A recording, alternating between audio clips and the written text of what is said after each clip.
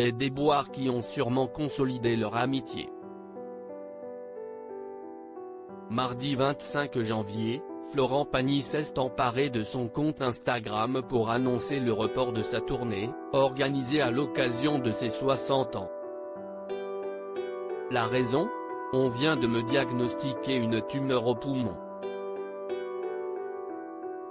Une tumeur cancéreuse pas très sympathique et qui ne peut pas s'opérer, donc je dois rentrer dans un protocole de 6 mois de chimiothérapie et de rayons X, a-t-il ainsi fait savoir, avant de rappeler que le plus important dans la vie c'est la santé et que quand on a un problème il devient prioritaire.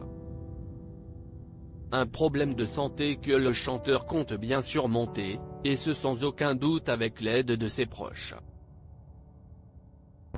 Si son épouse Azucena restera probablement à ses côtés durant son traitement, Florent Pagny pourra sûrement compter également sur Pascal Obispo, son ami de longue date.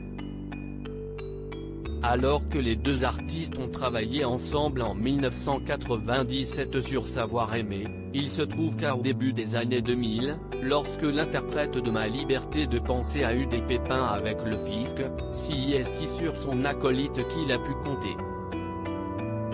Condamné notamment en 2006 à 15 000 € d'amende et 6 mois de prison avec sursis pour fraude fiscale, après ne pas avoir payé de TVA en 1997 et minoré ses revenus pour les années 1996 et 1997, Florent Pagny a vu ses meubles être saisis par les huissiers quelques mois plus tôt, comme il le confiait en 2014 sur France Inter. La saisie a fait qu'ils sont rentrés chez moi, ils ont pris mes meubles, ils les ont vendus, s'était-il souvenu. Pascal Obispo était sidéré en racontant cet épisode, il s'est également souvenu du geste de Pascal Obispo à son encontre. J'ai appelé Pascal parce que je savais où était la vente. Je me suis organisé pour racheter mes meubles et c'est Pascal qui me les a rachetés. Quand il s'est retrouvé à me racheter mes meubles, ça lui a quand même un peu fait bizarre. Je lui ai dit rends-moi ce service, on s'organisera, avait-il ainsi confié, rapporte Paris Match. De quoi inspirer une chanson à Pascal Obispo, qui a alors eu l'idée de Ma liberté de penser. Il était tellement sidéré de ce qui se passait qu'il a appelé Lionel Florence, le parolier, et lui a raconté l'histoire.